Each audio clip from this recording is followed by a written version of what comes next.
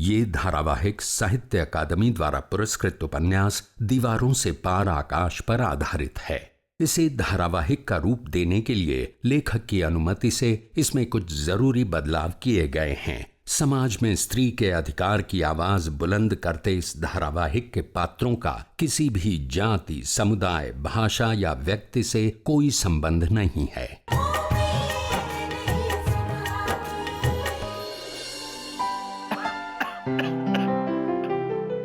सुधा, पानी।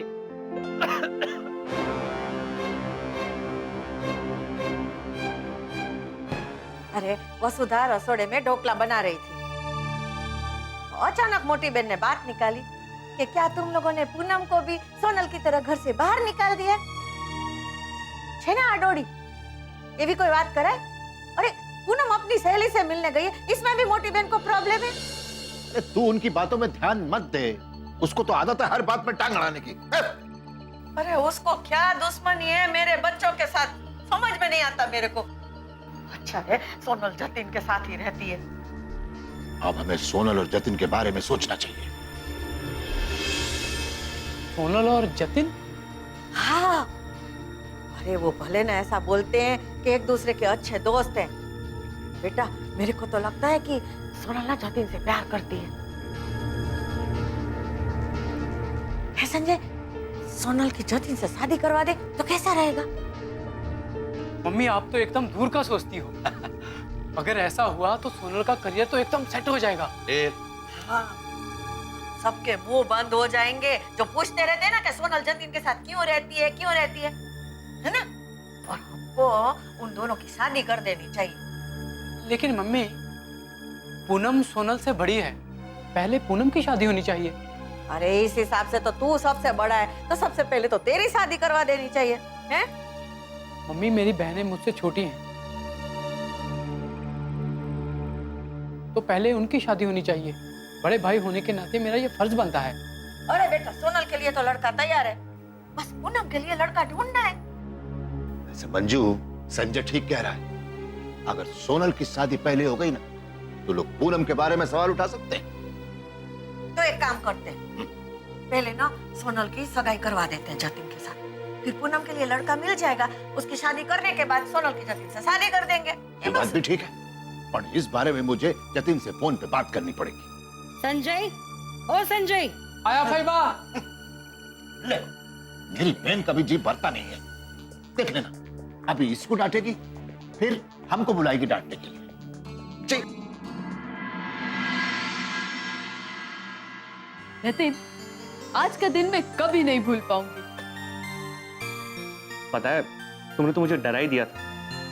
जब तुम और पूनम कमरे में बात करने गए तो मेरे दिमाग में कैसे कैसे ख्याल आ रहे थे। कैसे ख्याल आ रहे थे? मुझे लगा कि मेरी वजह से तुम दोनों बहनों में कोई मनमुटाव ना आ जाए।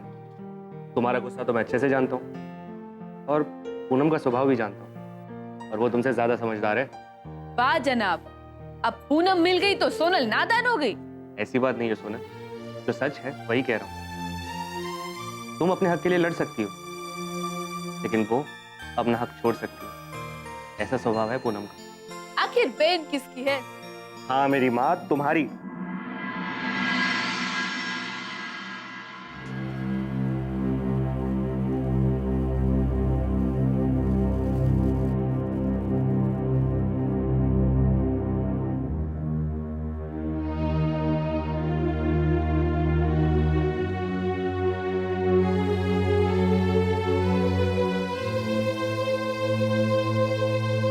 संजय, तू यहाँ बैठा बैठा गेम खेल रहा है? मैंने तुझे पूनम को फोन लगाने के लिए कहा था। पूनम को फोन लगाया या नहीं? नहीं फैबा, वो उसका फोन बंद आ रहा है। फोन बंद आ रहा है? अरे ऐसी कौन सी जगह गई है वो जहाँ उसे फोन बंद रखना पड़ रहा है? फैबा कभी कभी फोन की बैटरी डाउन हो जाती है तो वो अपने आप बंद हो जाता है। ए छोकरा, मुझे मत समझा, सब समझती हूँ मैं। तुम लोगों को अपनी बहन की परवाह ही नहीं है। अरे लड़की है वो, लड़की, याद है ना? पूनम अब छोटी नहीं है, अपने आप को संभाल सकती है वो। दिकरा छोटी नहीं है ना, इसीलिए ज्यादा चिंता हो रही है, समझो? फैबा आप चिंता मत कीजिए, आ जाएगी पूनम। आने दो उसे। अरे ये कोई तरीका हुआ? गई थी वसुधा के साथ और बहाना बना के कहीं और ही निकल गई। फैबा, भाभी ने कहा है कि वो किसी अपनी सहेली से मिलने गई है। आप उल्टा क्यों सोच रही हैं? तुझे तो कुछ परवाह ही नहीं है अपनी बहन की। अरे कोई दूसरा भाई होता ना तो कब का अपनी बहन को ढूंढने चला गया होता। और तू यहाँ बैठा बैठा गेम खेल रहा है। अरे जब पता ही नहीं है वो है कहाँ, तो कहाँ जाऊँ उसे ढूंढने? वही तो, यहाँ ना किसी की कोई परवाह ही नहीं है कि घर की लड़की कहाँ जाती है, क्या करती है। ओ, तो आ गई तू?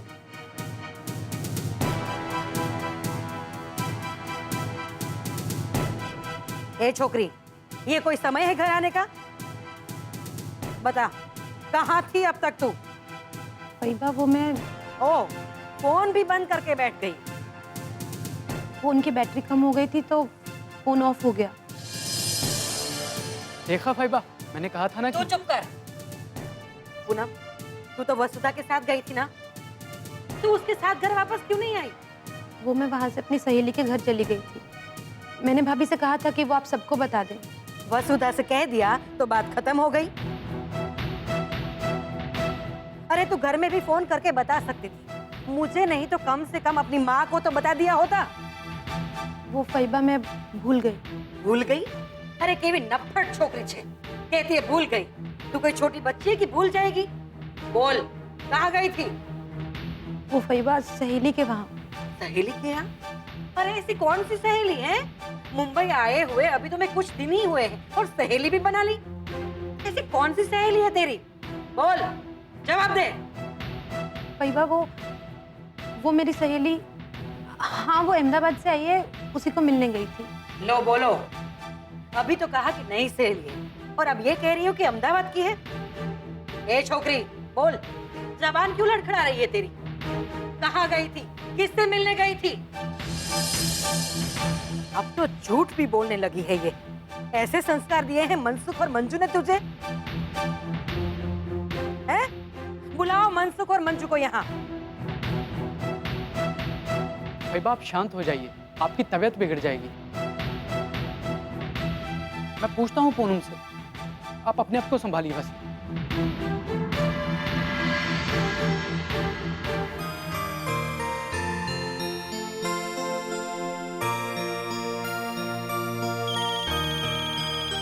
तुम्हारे पापा का फोन है। अच्छा तो उठा ना। जय श्री कृष्ण काका। जय श्री कृष्ण दीकरा, सब वहां कैसा चल रहा है? सब बढ़िया है काका। आप और काकी कैसे? बत्ता मजा में छे। बेटा, मुझे तुमसे एक बहुत जरूरी बात करनी थी। हाँ हाँ काका बोलिए। देखो बेटा, मैं जानता हूं कि तुम मेरी दीकरी को बहुत प्यार करते हो। अरे मैं सब जान गया हूं। और अब समय आ गया है कि तुम हमारे घर के जमाई बन जाओ। काका मैं आपसे कहने ही वाला था कि अरे बेटा, इसमें सफाई देने की कोई जरूरत नहीं है। अब मुझे पूरा विश्वास है कि तुम मेरी बेटी को खुश रखोगे। ये बात तुम नहीं कह पाते, इसलिए मैं तुमसे कह रहा हूं। बस तुम अब ये बता दो कि तुम दोनों शादी कब करना चाहते हो? काका वो शादी, अरे बेटा, शर्माने की बात नहीं है। तुम दोनों जब भी शादी करना चाहते हो मुझे बता देना, मैं करवा दूंगा। अरे हमारी तरफ से हाँ है। बस पहले मैं ये चाहता हूं कि तुम दोनों की सगाई हो जाए, समझे ना? थैंक यू काका। मैं आपको जल्दी बताता हूँ। जय श्री कृष्ण। ठीक है ठीक है, जय श्री कृष्ण बेटा, जय श्री कृष्ण। सोनल, तुम्हारी बहन तो जेट प्लेन की तरह काम करती है। यहाँ से घर जाते ही उसने काका से शादी की बात कर दी। Wow, that's great.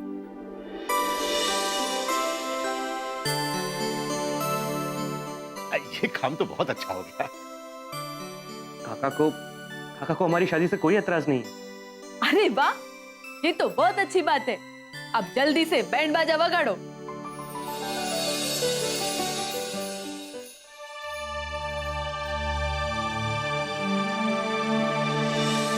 पापा, मुझे कुछ बात करनी है आपसे। अरे बेटा, मुझे भी तुझसे बात करनी है। पहले तुम मेरी बात सुन।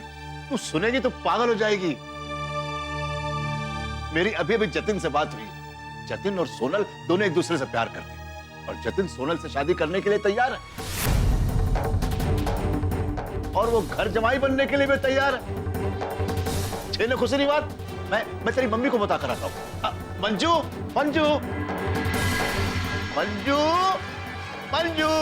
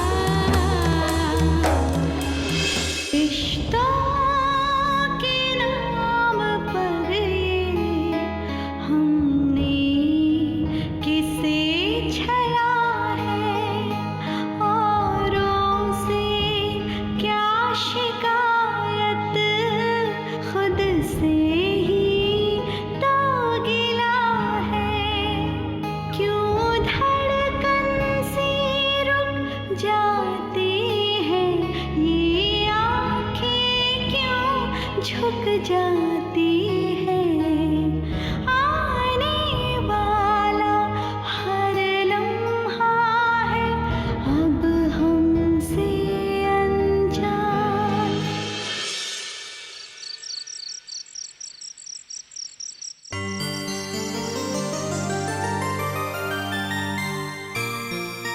आपकी चंद्रकांत भाई से बात हुई? किस बात के बारे में? वसुधा की पढ़ाई के बारे में। हाँ हाँ हाँ, मैंने चंद्रकांत भाई से फोन पर बताया था कि वसुधा कॉलेज ना जाकर घर बैठकर पढ़ाई करेगी और घर से ही परीक्षा देगी। बेटा मैंने ठीक कहा ना? भाई बाप, તમે આ ઘરના વડીલ છો और मैंने पहले भी कहा था आप जो भी तय करेंगी मुझे मंजूर है। तो चंद्रकांत भाई मान गए? जो भाई, उनको मानना तो पड़ेगा। अब उनकी दिक्री हमारे घर की बहू है, हमारा घर परिवार उसे ही संभालना है। और वसुधा ये सब कुछ नहीं संभालेगी तो और कौन संभालेगा? साचे क्यों चल, साचे क्यों चल। इसीलिए मैंने आपको वो आइडिया दिया था ताकि चंद्रकांत भाई को जो आपने वादा दिया था वो भी न टूटे और ये घर भी संभल जाए। वैसे फैबा वसुधा है कहाँ? खाना बना रही है। वसुधा घर के सारे काम बहुत अच्छी तरह से करती है, खाना भी बहुत अच्छा बनाती है। नहीं, मुझे तो नहीं लगता कि अब उसे पढ़ाई में रस रहा होगा। फैबा ऐसा आप कैसे कह सकती हैं? वो इसलिए बेटा कि वसुधा ने कभी भी सामने से आकर मुझसे अपनी पढ़ाई की बात नहीं की। उल्टा जब मैंने उससे पूछा तो वो काफी देर तक चुप रही, फिर उसने हाँ बोला। अरे घर के काम काज से फुर्सत मिलेगी तो वो पढ़ाई के बारे में सोचेगी ना। मेरे को तो लगता है कि कोई उसके कान भर रहा है। नहीं नहीं काका, ऐसा नहीं हो सकता। वसुधा बहुत समझदार है। समझदार होगी, लेकिन ये दांवपेच समझने की उसकी उम्र नहीं है अभी। मुझे तो लगता है कि वसुधा के पियर वाले ही उस पर पढ़ाई का दबाव डाल रहे होंगे। बेन अगर ऐसा है तो हम लोगों को सावधान रहना पड़ेगा। आज वो लोग वसुधा को पढ़ाई के लिए उकसा रहे हैं, कल को हो सकता है कि वही लोग हमारे खिलाफ उसको उकसाएं। अरे ऐसे ही थोड़ी ना मैं उनकी हर बात में हाँ भरती जाऊंगी। मैंने भी बहुत दुनिया देखी है। ये मेरा घर है और यहाँ सब कुछ मेरे हिसाब से ही चलेगा, बस। फैबा शांत थी जाओ।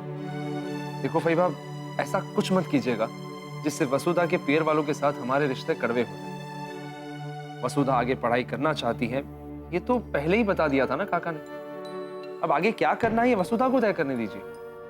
अब लेकिन मतलब पढ़ी लिखी बहू आई है, थोड़ी बहुत मनमानी तो करेगी। अब क्या मनसुख, तू वसुधा की छोड़, पूनम के बारे में सोच। अरे तुझे कुछ पता भी है आजकल तेरी दिक्री क्या करती है, कहाँ आती है, कब जाती है, हैं? अरे આજકાલ તો પૂનમનો ટાંટિયો જ ઘરમાં નથી ટકતો. बहन ऐसी बात तो नहीं है. एक मिनट मनसुख, मने ना शिखवाड़. आंख और कान दोनों खुले रहते हैं मेरे. मुझे तो लगता है कि ये पूनम भी सोनल की तरह झूठ बोलने लगी है.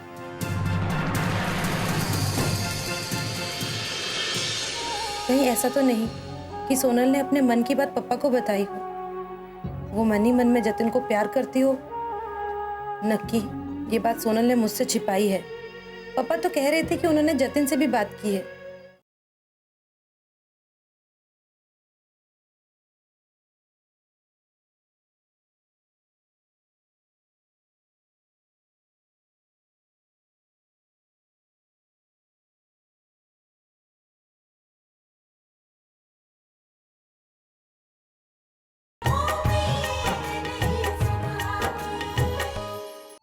अरे अब मुंबई में उसकी ऐसी कौन सी सहेली हो गई, क्या पता है?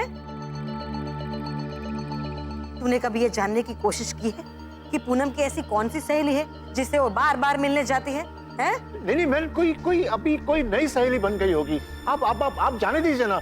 अब अच्छा, कौन सी नई सहेली है? एक आध बार उसे हमारे घर पर तो लेकर आओ, मैं भी तो मिलूं जरा उस नई सहेली से. जो मनसुख, लड़कियों पर ज्यादा विश्वास नहीं करना चाहिए. हाँ काका, सोनल ने हमारे साथ क्या किया है ये तो आप जानते ही हैं. पक्का उस जतिन ने सोनल को हमारे खिलाफ भड़काया. जो कहीं ऐसा ना हो कि सोनल की तरह पूनम भी हाथ से निकल जाए. और सबसे पहले सोनल को हमारे घर पर लेकर आओ, किसी भी तरह उसकी शादी करवा दो बस. मुझे नहीं लगता कि सोनल अब घर वापस आएगी. क्यों नहीं आएगी? हाँ, अरे कुछ भी करके उसे यहाँ वापस लेकर आओ. शाम दाम दंड भेद जो भी करना पड़े करो, पर उसे घर वापस लेकर ही आओ.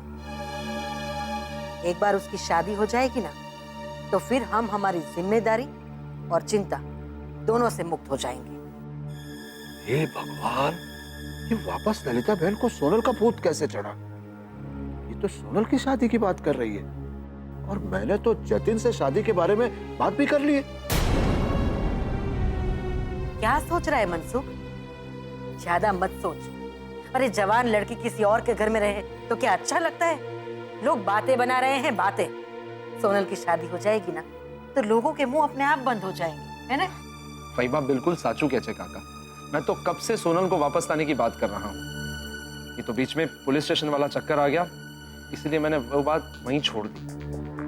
लेकिन हमें जतिन की धमकियों से डरना नहीं चाहिए. सुना मनसुख, कितनी लागणी है व्योमेश को सोनल की. अरे वो भाई है उसका, वो जो कुछ भी सोनल के बारे में सोचेगा उसके भले के लिए ही सोचेगा.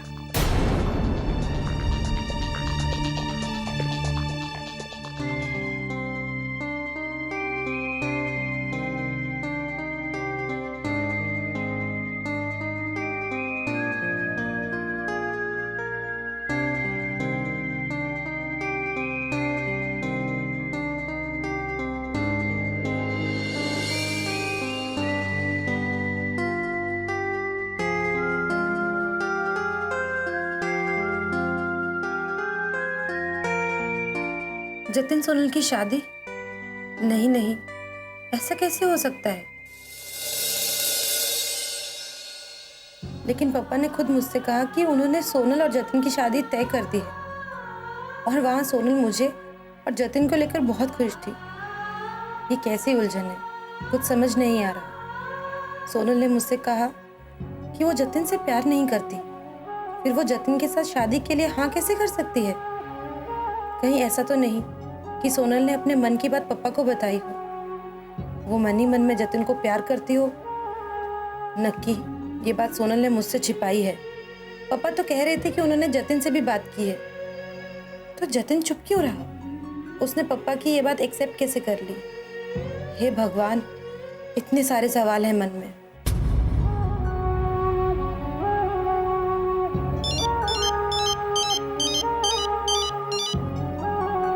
सोनल, इतनी खुशी की बात है और तुम चुप हो, कुछ बोलो भी. हाँ, तुम खुश नहीं हो पूनम बेन? पापा ने सामने से जतिन से शादी की बात की।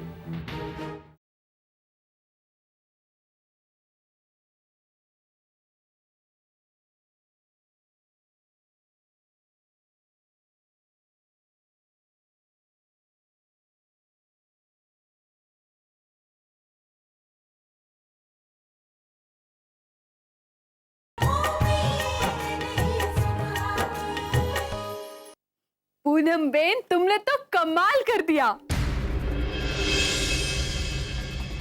क्या? मैंने क्या किया? अब बनो मत, तो मुझसे कैसी शर्म? सोनल तुम क्या बोल रही हो? लो जी, बात आगे बढ़ गई तो अब मुझसे ही सवाल करने लगी।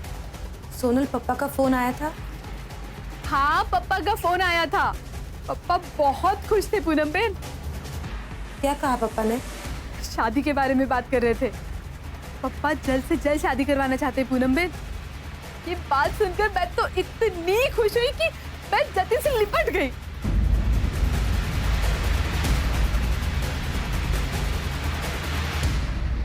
पूनम बेन, तुम चुप क्यों हो? इतनी खुशी की बात है और तुम चुप हो, कुछ बोलो भी। हाँ, तुम खुश नहीं हो पूनम बेन? पापा ने सामने से जतिन से शादी की बात की।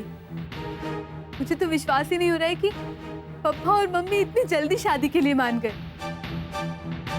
सच पूनम बेन, जिंदगी कब अपना रूप बदल ले कुछ कह नहीं सकते। बहुत खुश थी पूनम बेन, बहुत खुश। अच्छा चलो अब फोन रखती हूँ, शादी की तैयारियां भी करनी है ना।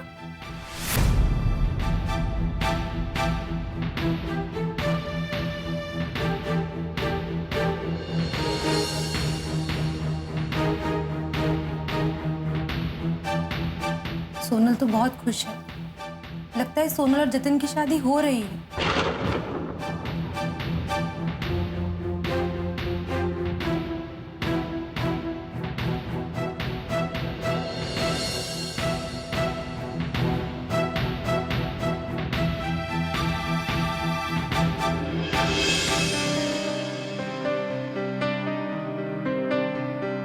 दुनिया में हम क्या क्या ना हुए,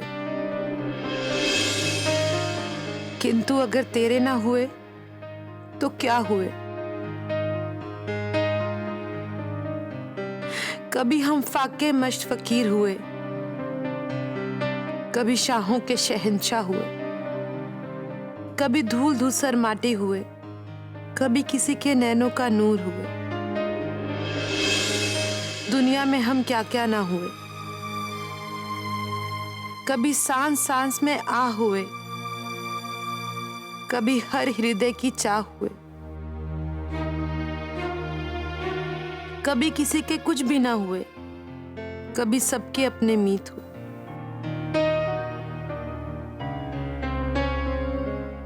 दुनिया में हम क्या क्या ना हुए, कभी सवाल भी जवाब भी हम हुए,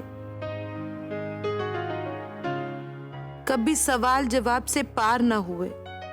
हमने जैसा चाहा क्या वैसा स्वयं हुआ, फिर हमारी चाह सबसे दूर क्यों हुए। दुनिया में हम क्या क्या ना हुए, किंतु अगर हम तेरे ना हुए तो क्या हुए। चुप कर, बहन ने सुन लिया ना तो सुन। और हमेशा उसके डर से चुप रहने का क्या?